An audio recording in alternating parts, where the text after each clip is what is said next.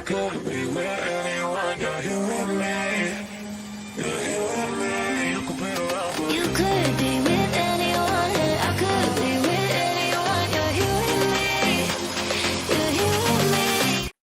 Hey, what's going on, people? How's everybody doing? Welcome to the Power Hour show, where we're going to try to get everything done in a very compacted way so that way I can start uploading more videos and we can try to get more people involved with some of the live streams, because the 5-hour live streams, woo, that's a big chunk.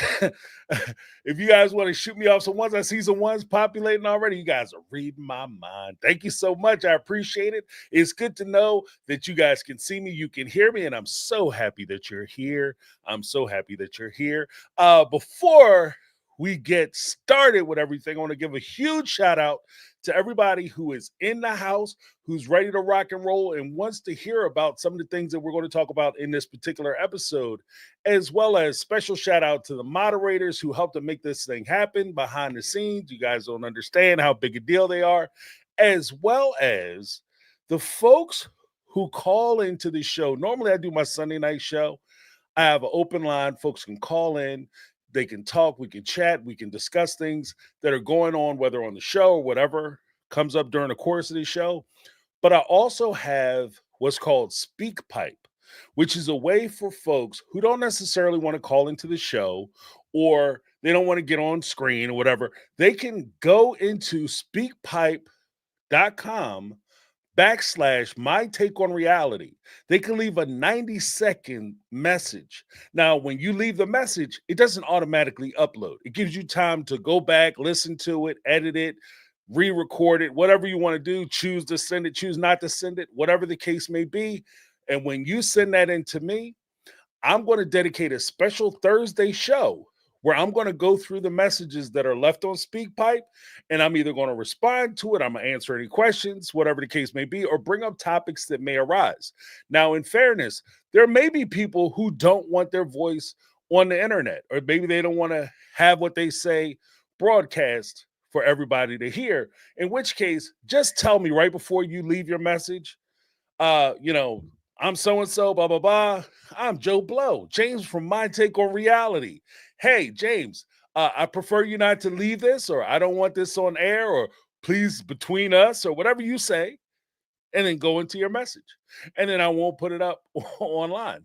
Easy peasy, lemon squeezy. Okay? It's a great way for folks to get involved who don't feel comfortable coming up in front of people. Not everybody wants to be a YouTube personality. I get that. And I understand that, especially some people, depend on their jobs. Maybe they don't want to have messages to a rando YouTube channel online forever. So I get that. So it's a great way for everybody to be able to get involved. Now, with all that being said, I'm telling you guys that I am going to look at this because I think this whole thing is kind of interesting. Because if you break it down, we can look at how things have been covered. And I'll start it this way. Most recently, I've been seeing a huge increase of media representation as far as Sister Wives content is concerned, where they try to discuss the OG3 filing bankruptcy. Like, that's the new hot thing. Like, I've even seen some folks on YouTube, some of my contemporaries discuss it. No shade on them. Content is content. I get it. And it is what is being discussed in some of these publications. Like, I think The Sun had an article, a couple articles, Starcasm. People had some articles where they were discussing the OG3 and their bankruptcies, especially in light of the fact that now Robin and Cody are out spending crazy money. And to me, and this is my conspiracy brain, it kind of feels like this is something that is either being pushed by TLC to balance things out, or by Cody and Robin's camp to try to make it seem as though they're not the only ones who are bad with money. We're not the only ones wasting money. Yeah, we bought a $2.1 million home, barely able to pay for the 1.7, but we bought a $2.1 million home. Robin has a doll collection where she adds to $70,000 a year, allegedly. Uh, Cody driving a brand new Mercedes Benz AMG convertible, $100,000, $200,000 car, easy. And we may look at that and say, well, how in the hell are they affording this? They're so bad with money. This is ridiculous. And I feel like they're trying to balance it out by saying, look, we're not the only ones bad with money. If you go back in time, each one of the OG3 filed for bankruptcies. Now, I want to be very clear with this. They not only filed for bankruptcy, which I've seen in the media, they've also filed for social programs, which would include SNAP or welfare food stamps. They probably got medical at some point if they could qualify for it. Anything that they could offer, they were doing.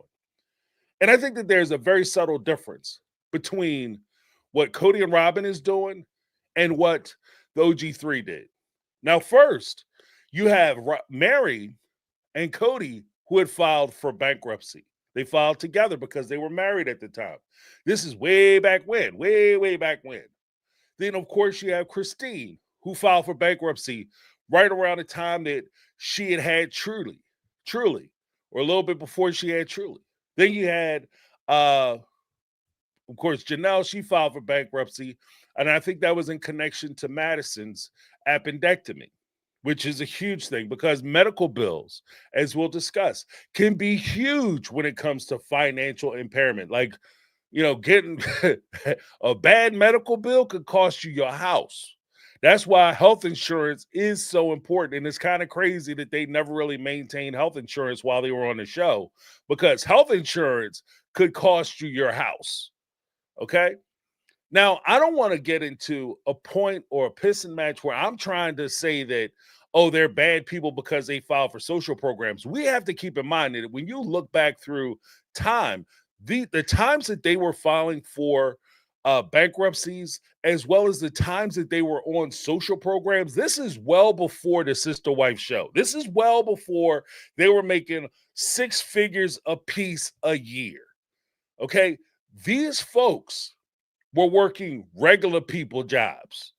And by regular people jobs, I really get the impression that they were making, if they were making minimum wage, if they weren't making minimum wage, they were making just above minimum wage.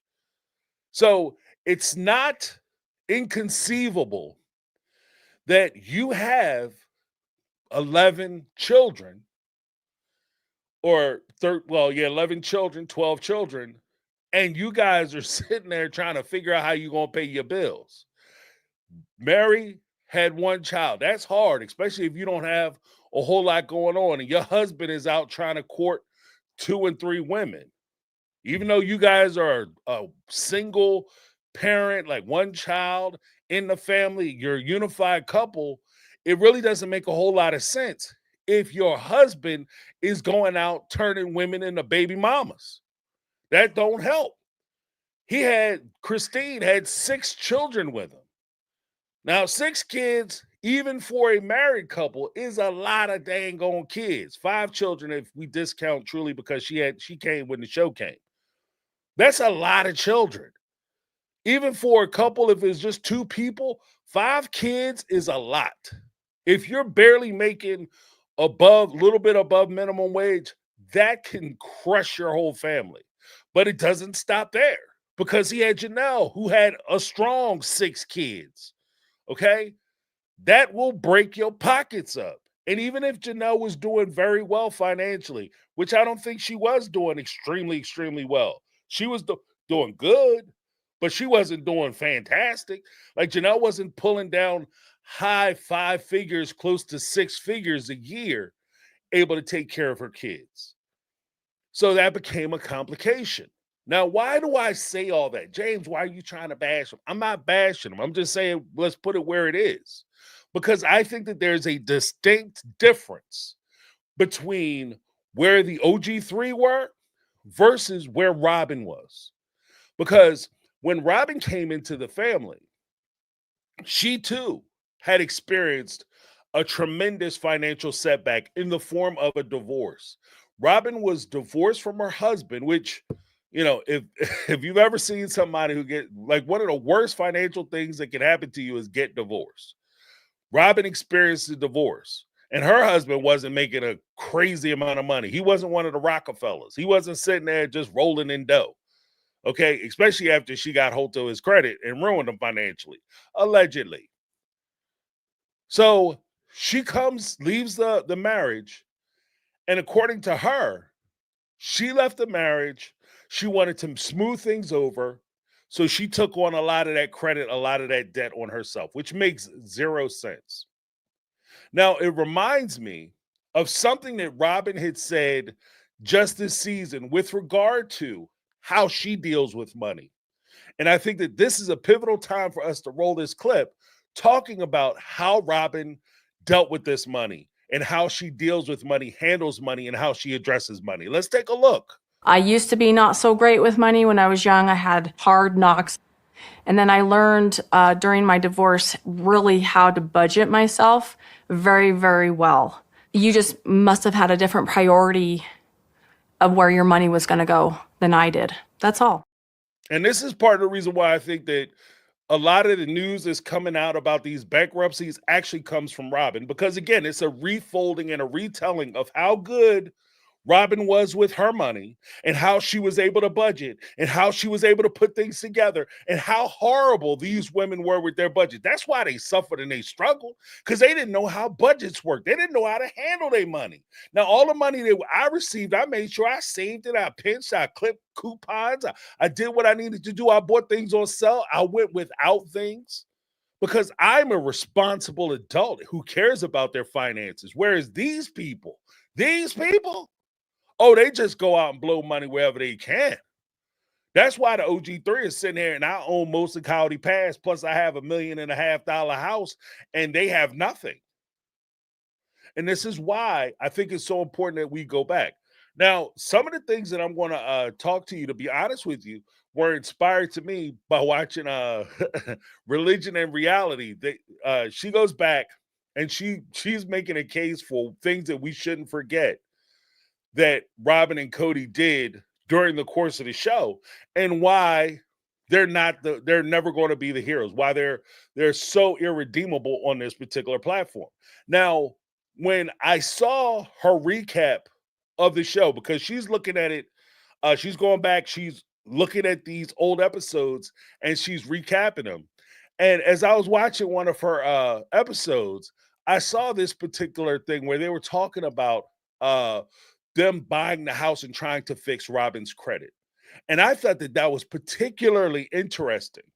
I thought it was particularly interesting because if you really sit back and think about it, Robin was sitting there. She comes into the family. She brings $30,000 worth of debt into the family from her divorce. You know, she wanted to smooth things over. I guess you could smooth it over if you was giving your ex-husband $30,000, which I don't understand why she would do that. But that's her story. She's sticking to it. I guess the Victoria's Secret stuff was for him too. But she came in with $30,000 worth of debt. And because she did that, when it was time for them to purchase their homes in Las Vegas, now all of a sudden there's trouble. It's smoke in the city, Jack. There's problem at Old Talupa because she now has this debt that she hasn't done anything with. And that's the point that I wanted to stress in this particular video, in this particular live. I wanted to talk about the notion that Robin came into the family with this $30,000 worth of debt that she didn't do anything about, but yet and still she's holding out to us that she was responsible and she was able to budget. And she was so good at her budgeting that she was able to do it despite the twos and fews that apparently Cody was tossing to her. This shekel here and a penny there. She was able to put it together and finesse her way into getting her backyard done, having one of the bigger homes on the cul-de-sac. Then when they moved to Arizona, she was able to get an even bigger house by herself that she owned. Yeah, you know, Christine, she owned her house, but Robin was able to finesse a house that was almost 2 times bigger than Christine's house because she's smart and she knows how to budget. And these are some of the things that I wanted to kind of go over. Now, when we look at it and we look at the family, as you know, Robin comes into the family. They had a couple episodes where they tried to explain how the budget or how the family finances work. It was like episode 2 of season 2 where they talked about how the Brown family finances worked. And one of the things that really struck me was Cody, when he had this to say, talking about Robin coming into the family and how she was being taken care of. Currently, Robin and Christine are staying at home, and my income covers them. Sometimes Janelle will throw in for groceries and stuff.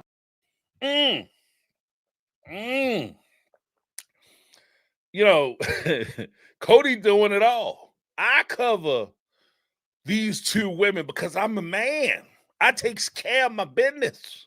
That's what he tried to tell us, that he was paying for Christine to stay home and he was paying for Robin to stay home. Now, when we think about this, he wasn't just paying for Robin to stay home. He was paying for Robin to live around the corner. Remember?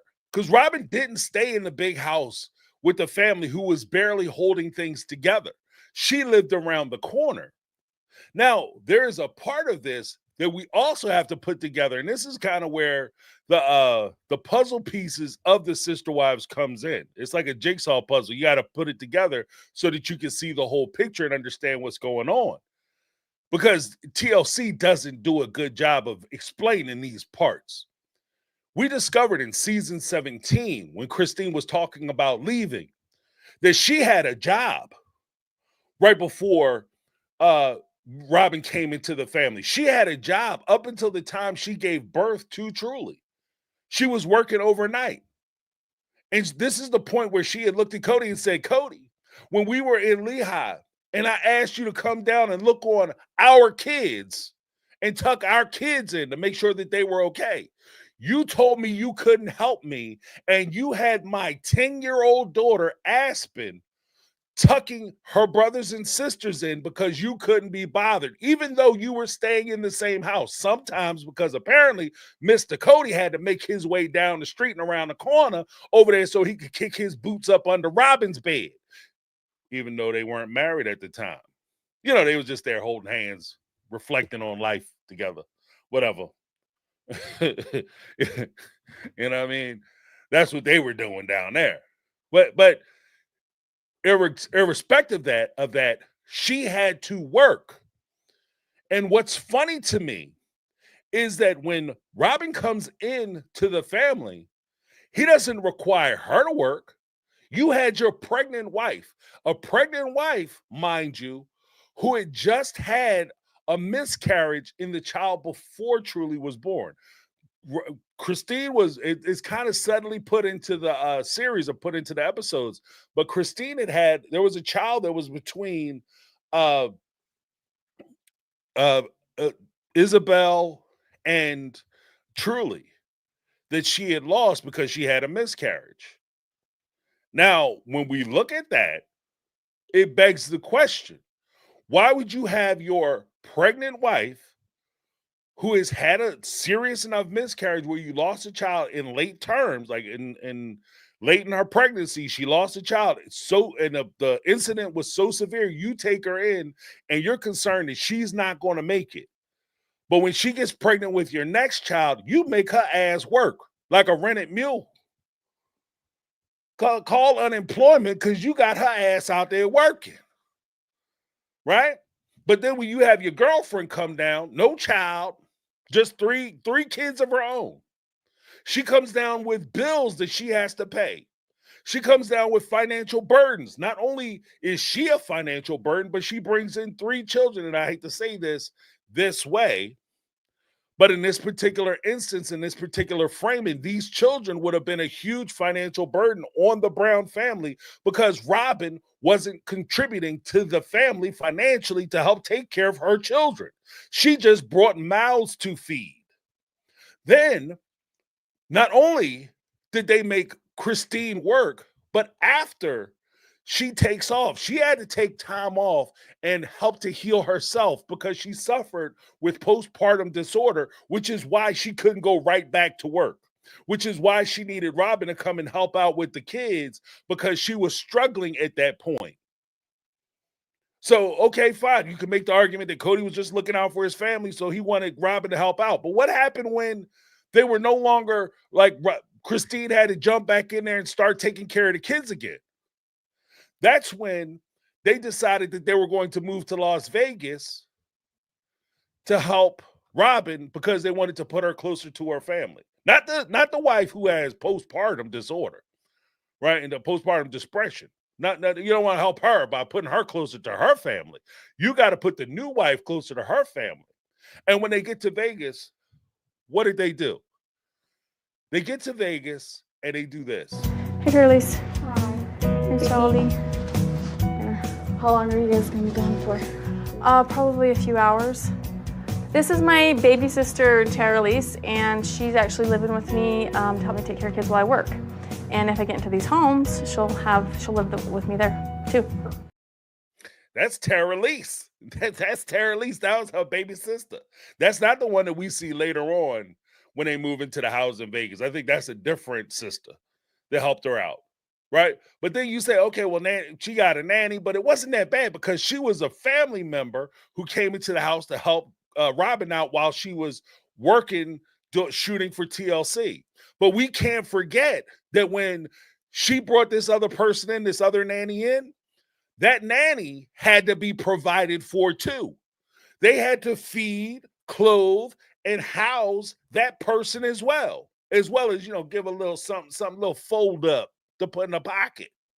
So they had to take care of her financially as well, which means that this is Cody once again supposedly paying for Robin to be in the family, or the family covering Robin to be in the family. This isn't her contributing financially to the family. Not laid all this out, intentionally, because I wanted to talk about the bankruptcies versus her avoidance of debt. She was avoiding paying her bills. Robin is horrible with money. How do I know she's horrible with money? James, you said all these things, but this is just how the family worked. I know she's horrible with money because she came in with $30,000 worth of debt that she had no intention of paying, in my opinion. She had zero intention of paying that $30,000 worth of debt. She was okay with that shit just sitting on the side. Why would you say that, James? What evidence do you have? Pray tell. What evidence I have is something that was brought up, like I said, during Reality and Religion's video, where she talked about Robin went through season 1, season 2, season 3, season 4, and got all the way to season 5, projectedly making $100,000 each season. So at least from season 1 to season 4, Robin made $100,000, 6 figures, which is $400,000 projectedly. And she refused to pay $30,000 worth of credit card debt. You got collectors calling you up asking for the money and you telling them you won't have it, and you making 6 figures? Are you freaking kidding me? This is not somebody who is struggling with, because people get behind on their credit. I get that. You miss bills. I get that. Shit happens. I get that.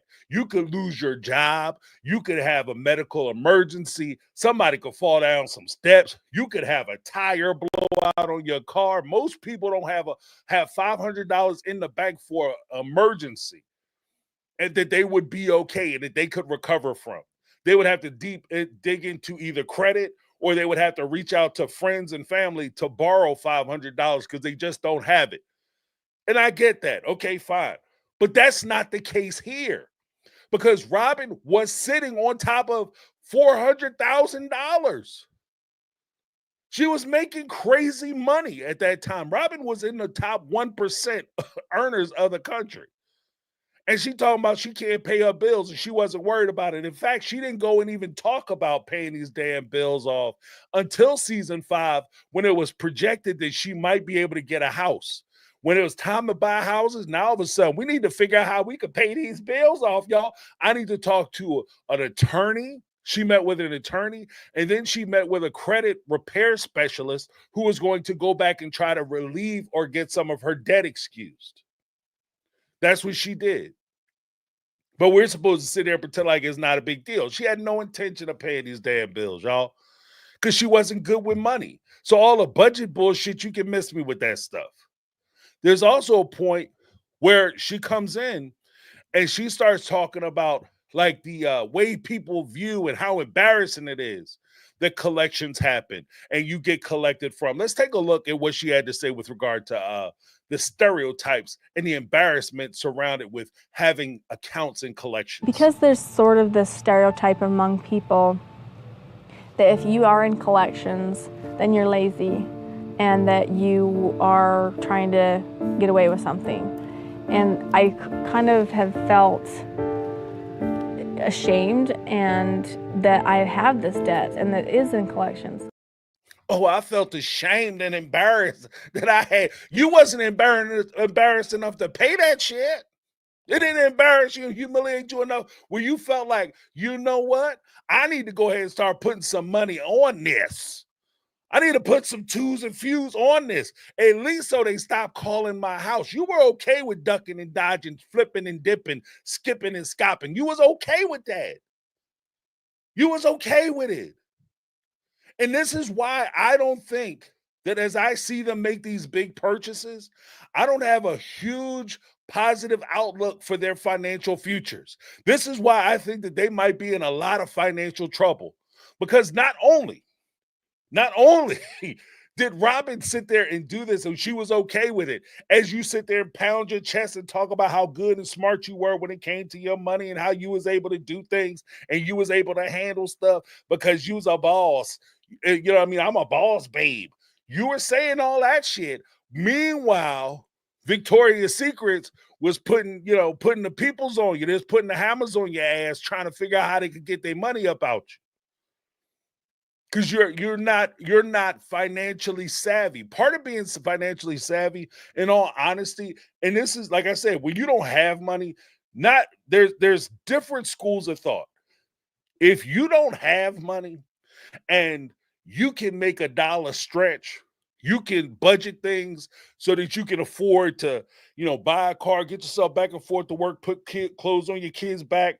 You can figure out how to have holidays and big meals. So Thanksgiving, you making miracles in the kitchen because you took two cans of soup, some Spam, flipped it, flopped it. All of a sudden, you turned into a turkey like it's a magic trick. They ought to call you Rumpelstiltskin and shit because you out there making gold out of straw. That's what you know what I mean? That's one set or one grouping of thought. And I think that, to be honest with you, when we look at people like Janelle or we look at Christine and Mary, where they were coming from, that's what the kind of financial intelligence they had. They were in survival mode and they were trying to make it happen. So when you talk about their bankruptcies as a black eye on them, I see people who are trying to survive. That's what people who are trying to survive do. They take out credit that they might not be able to afford to pay back. Your kid gets hurt, like when Madison had that appendectomy or the emergency appendix removal. When she had that medical emergency, Janelle had to make choices. She had to take out loans. She had to figure out where she could get the money from, and she had to make it happen. And there's nothing wrong with that. When Christine has all these kids and she's trying to figure out how she can pay for all these kids, because let's keep in mind, especially as Cody was telling her, yeah, if you want to go see your sick daddy, because these houses are so important to make, if you want to see your sick daddy, then you're going to have to save your grocery money. Remember when he said that? She not only was providing food for her and her kids, if you listen to what even the kids say, as well as the other mothers, Christine was providing food for everybody's kids. All the kids would come over to Christine's house to eat. I wouldn't be surprised if some of the mamas was coming over Christine's house to eat.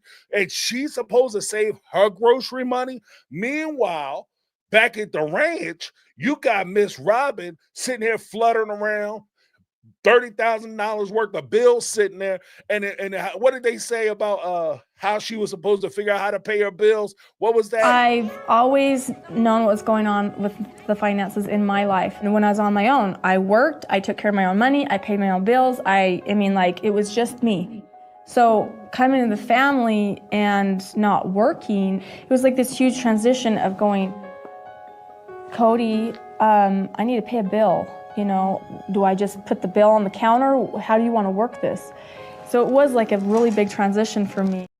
Oh, it was a big transition for me because instead of me having the men put the money on a nightstand, I just leave the bills on the kitchen counter. What are you talking about? What are we talking about? That's not good with money. That's not good with money, honey. That's not good with money. So what are we talking about?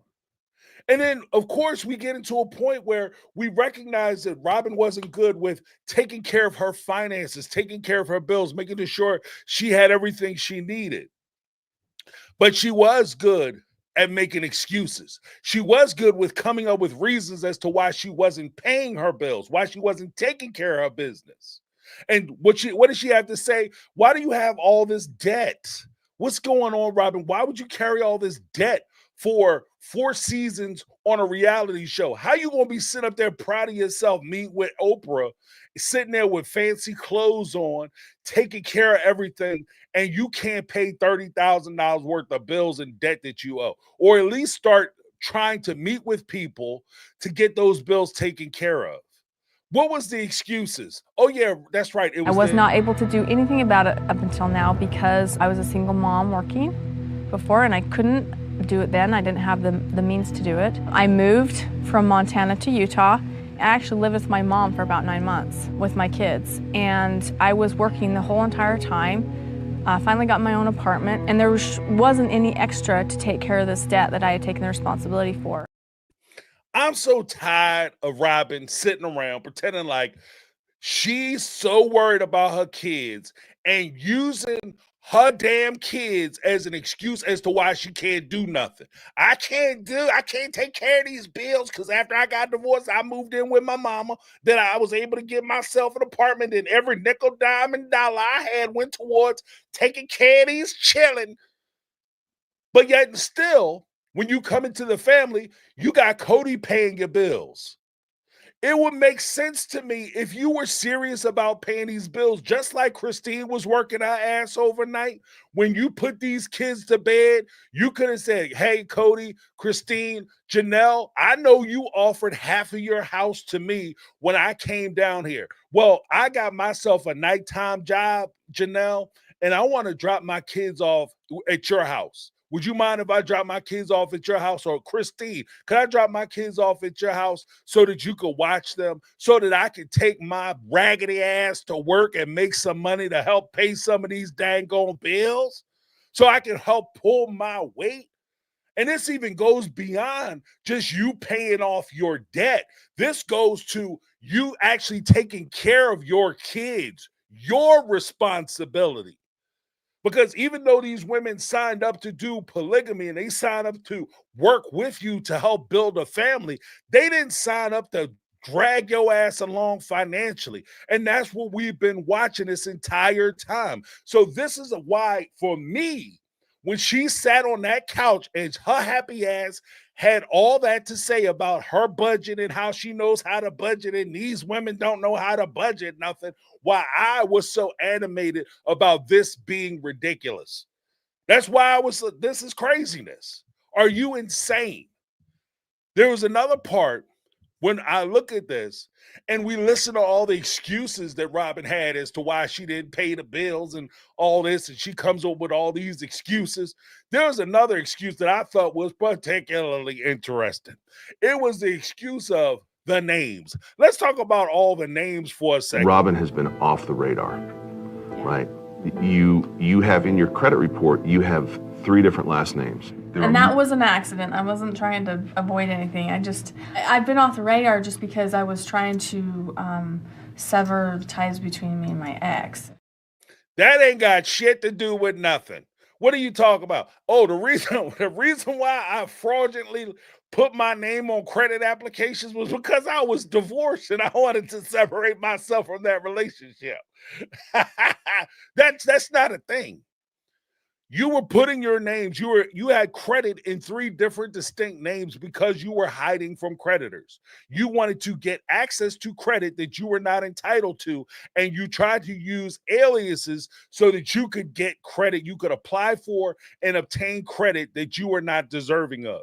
Earlier in this particular episode, they had talked about Robin having to get her credit score up to 600.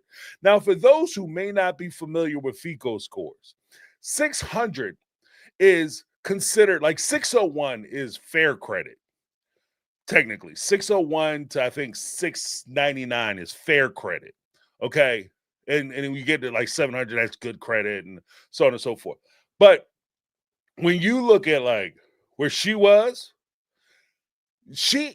struggling to get up to, okay, if I buy a house, Victoria's Secrets ain't gonna show up tomorrow to take it. That's where she was financially. And that's the insanity of this whole thing. The fact that she's sitting there and she tries to tell everybody that, oh, it's not my fault, it's my ex-husband's fault. That's why I'm in this financial situation I was in. We crack all the time. We tell jokes all the time about some of those bills being Victoria's Secret. Okay, I took out Victoria's Secret credit card because I needed to buy jeans because I have long legs, and Victoria's Secrets makes perfect jeans for people with long legs. First of all, it's Victoria's Secrets. They make draws. Okay, Victoria's Secrets make draws. They ain't known for their jeans. That's Calvin Klein. That's Jordache. I don't even know if they make Jordache anymore. But that's jeans, okay? Like the Gap. You could have went to the damn Gap. Or better yet, go to Walmart, Marshalls, go to like the all-brand places. You know, you might have one leg longer than the other, but you know what? You're poor. Shit happens. You make it work. But you don't get to go out and buy fancy name brand tags, popping tags, outfits, and you're sitting here saying you can't take care of your kids. You can't take care of your family. You're generating bills that you can't pay for, and you have to go into debt, and you're in collections. To be honest with you, the only reason why I think that, in my opinion, she didn't file for bankruptcy, because bankruptcy at that point wouldn't have done her any good. She didn't have the protections that bankruptcy would have offered her, because she didn't have any intention. Bankruptcy would require you to set up some type of payment plan. It's not just you going there and be like, you know what, I can't pay this shit. Okay, I guess we're just going to have to take the L. You might have to figure out how you're going to have some kind of payment plan. And they might have told her you're going to have to put some money on it. And she turned around and said, oh, hell no. Because her intention, like I said, from season 1 to season 4 was never to purchase a home, never have anything in her name. She was going to ride these women's backs into the ground. That was the plan. That was the damn plan. She didn't plan on buying a house. In season 5, when they started talking about this cul-de-sac, now all of a sudden, that's when it became important, because she realized that she would have to put the house in her name. And she couldn't just hide behind some alias or some alternative name to be able to finagle her way into the house. She couldn't go in and talk to the mortgage guy, and because she thought she was cute, smiling this dude face, and he just give her a loan for $400,000 because she pretty. So now all of a sudden she had to rubber the road that shit and make it happen. And that's why I think that, in my opinion, she went back and she started trying to pay those bills and pay that debt down. Let me know what you guys think down below. If you're watching this on a rewind, I'm going to go through some of the comments. This has been My Take. I'm James. This is My Take on Reality. Booyah! For those who don't know, what I plan on doing is I plan on trying to use some of these lives to turn them into shorter form content, so folks who don't necessarily want to watch a 5-hour live can actually see it and enjoy it. All right. So with that being said, let's go through some of this.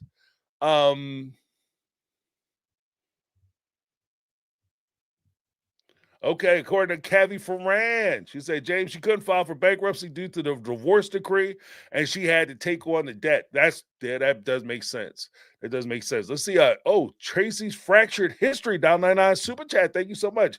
You rocking, James. Thank you very much, Tracy. Let me give you a little something, Tracy, because I appreciate you. All right. You rock it. Tracy's Fractured History and more.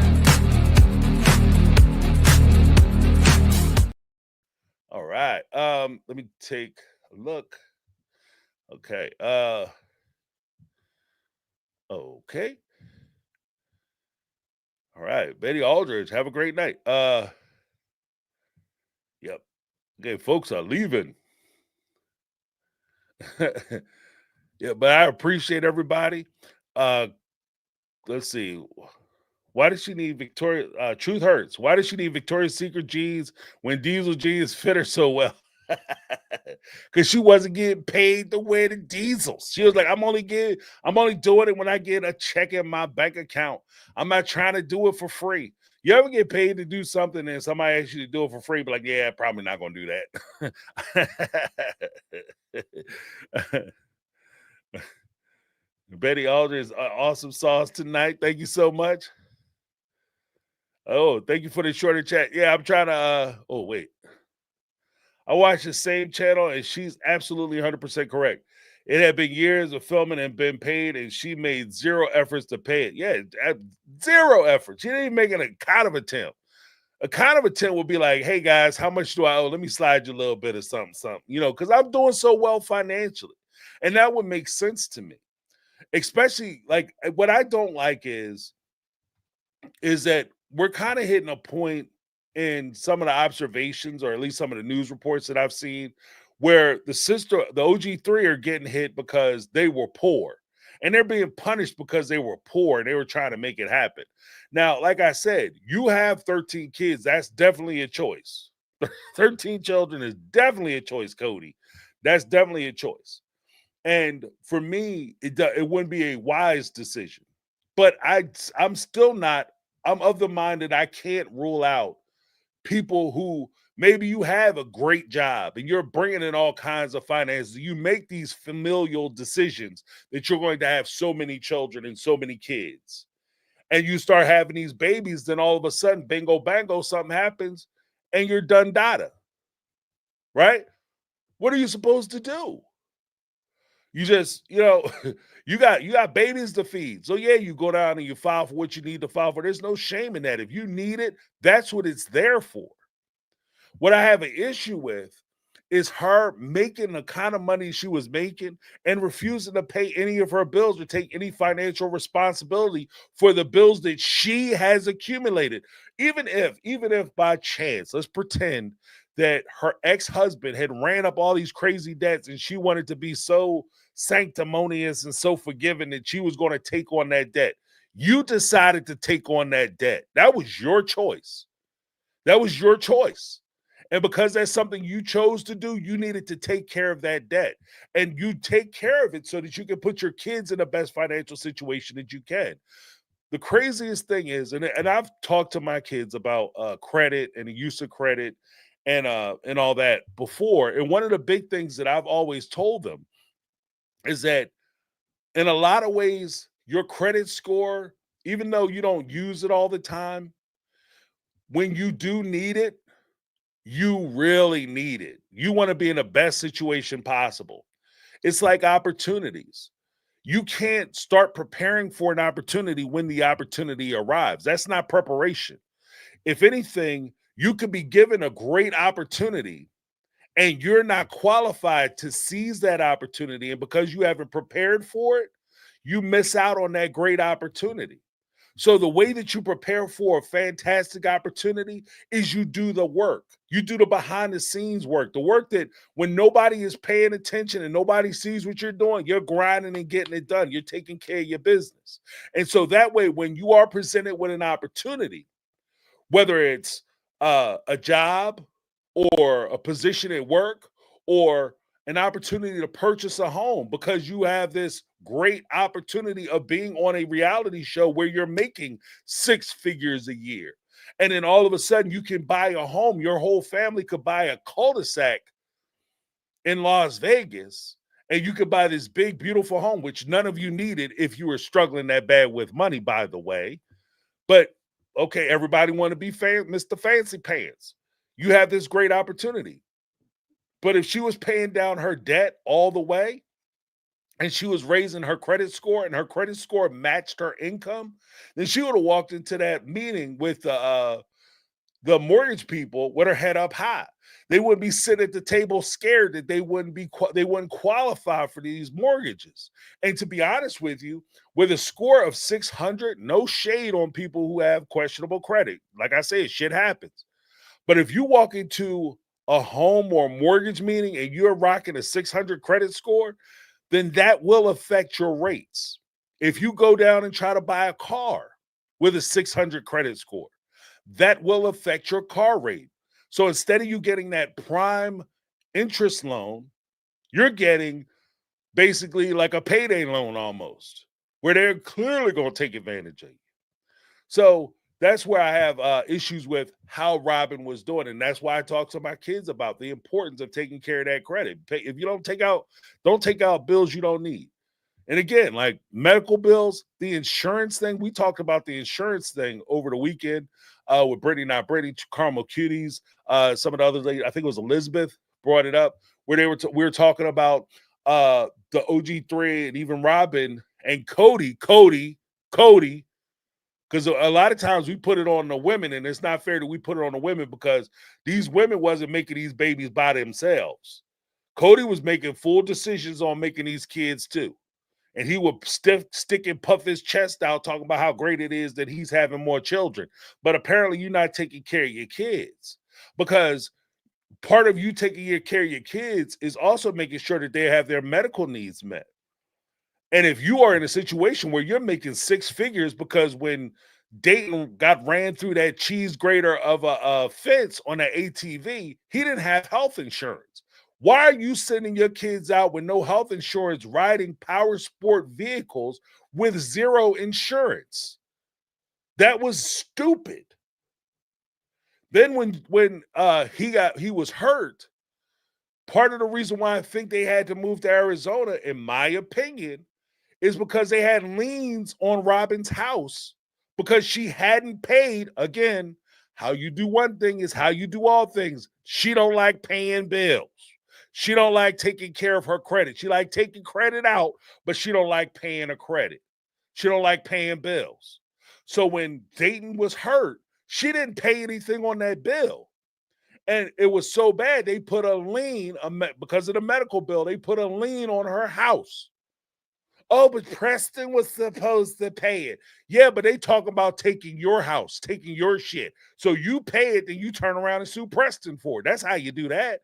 You don't let them come take your house and talk about, oh, what Preston should be doing, what your ex should be doing, while they taking your house and moving your shit out to the lawn so they can take your house from you. That makes zero sense to me. You don't like paying bills.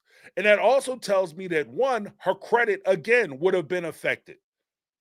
So if she tries to get out of what I think, and this is my assumption, that when they purchased those homes, they did it on what you call an adjustable rate mortgage or short-term mortgage. The mortgage was maybe 5 years for those homes that they were able to squeeze into.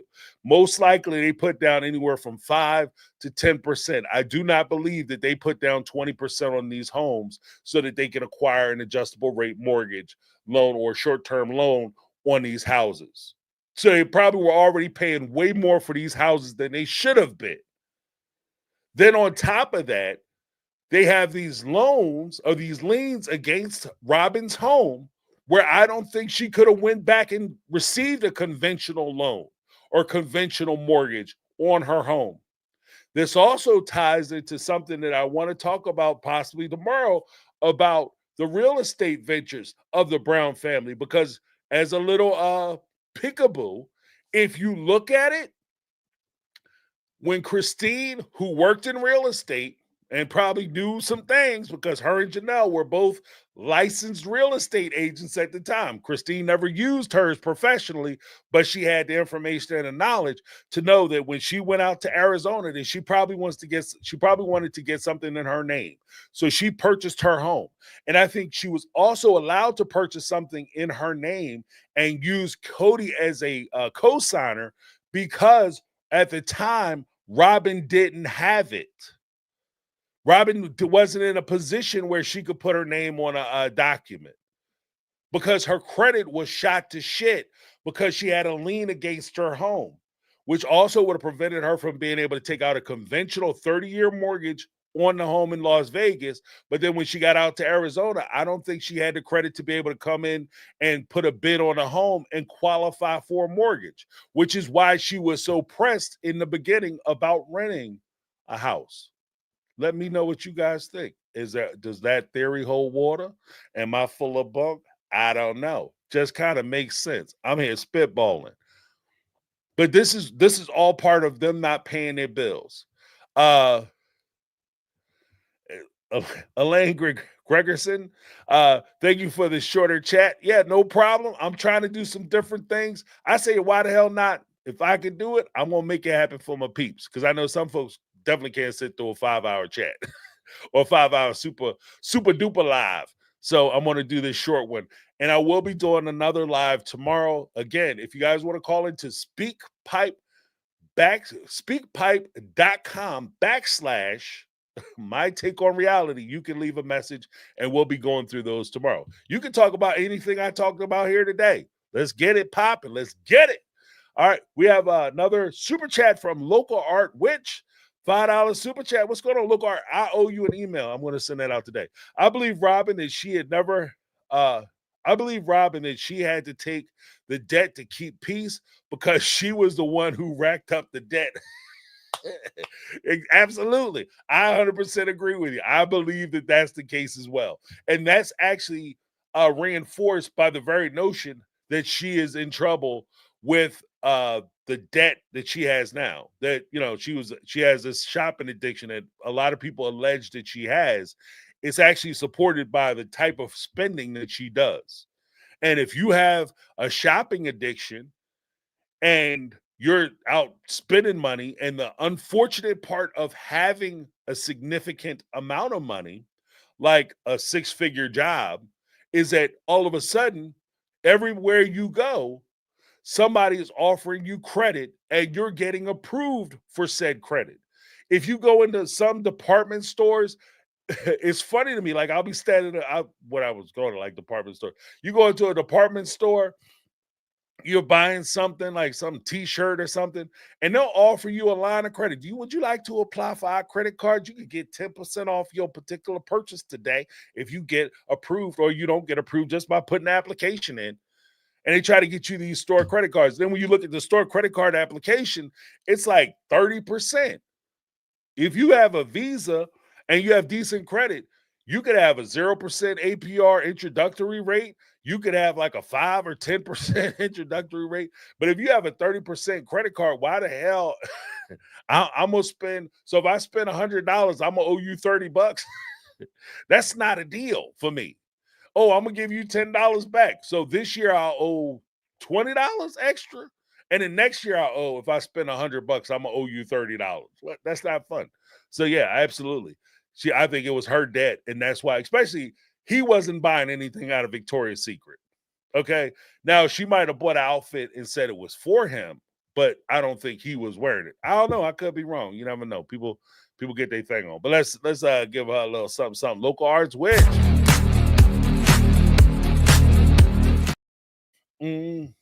I'll do a couple more and then we're going to be out, y'all. Because I told you I'm going to keep it short tonight. Keep it short tonight. Melinda Hensley. What's going on? Down in that super chat. Thank you so much. Member. What's going on? I wish I had a thing. Boom, boom, boom, boom. There you go. No message, just the love. Let's give a little something. Member in the house.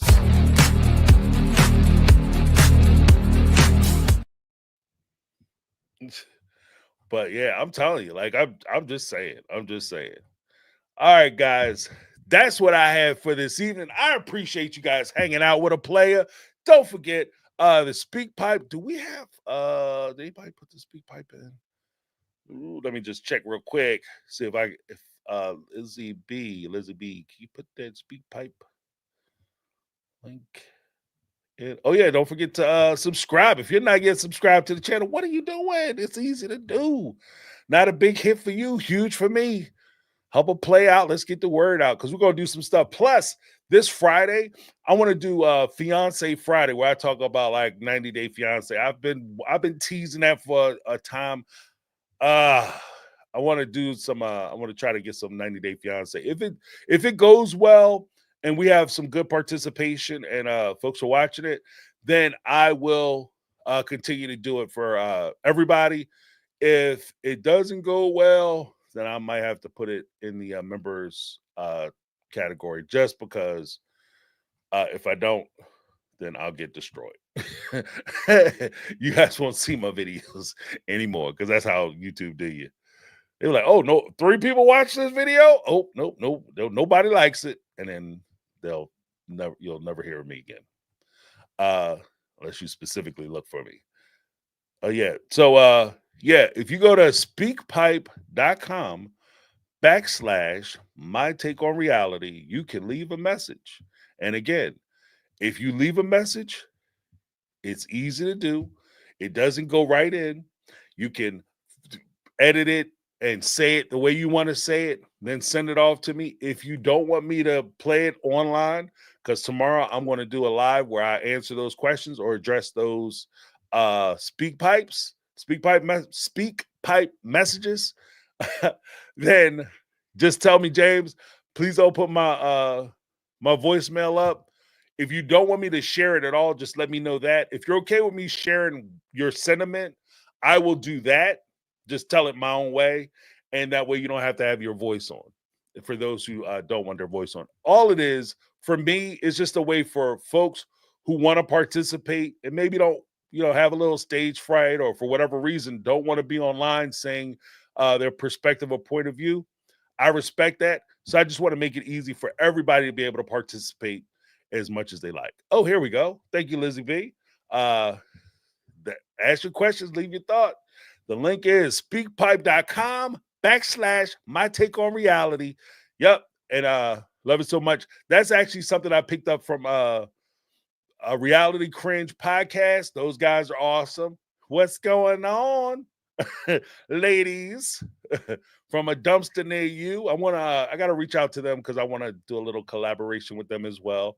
So, guys, thank you so much for hanging out with a player. I know this was a short one for you guys who are used to like the super marathon lives that I normally do. I just want to try to do something different to try to encourage people to watch the lives and participate. I know sometimes the big ones are a lot for folks to be able to watch and enjoy. So I want to try to, hit some of these things. Plus, I was having trouble getting some of the videos out, and I figured this would be a great way for me to be able to get my thoughts as far as the videos out. So I'm doing it kind of in a free form video format for you guys so that you can actually see what I'm thinking and how I'm thinking about it. But I appreciate you guys. Oh, just got another message from Lizzie B. What's this? Lizzie B, thank you so much. Gifted 1 membership on My Take on Reality. Thank you so much. So somebody will be able to come in and enjoy a month of My Take on Reality membership on Lizzie B. Let's give some hearts for Lizzie B in the chat, please. That's awesome. Thank you so much, Lizzie B. Awesome. She's one of our fantastic moderators, holding things down. And before I get too far afield, guys, make sure I stay on point and thank my mods. I saw Carmel Cutie in the house. Lizzie B is here for show, holding things down. And of course, we have Brittany, not Brittany. I don't know if Brittany's here, but I'm going to give her a shout out anyway, just in case she is here, or if she isn't here. I love my mods because they hold a player down. So it is what it is. Thank you guys so much for hanging out with me. I appreciate you. Thanks for staying chill in the chat. Thanks for giving me an opportunity. For those who are new to the channel, welcome, welcome, welcome to the My Take Armada. I appreciate you guys. I hope you guys have a fantastic rest of your evening. Enjoy this short time. I know some of you were like, can he do it? I've done it. It's exactly an hour. We have achieved our goals. Mission accomplished. Thank you guys so much for hanging out with me. That's my take. I'm James. This has been My Take on Reality, and I'm out.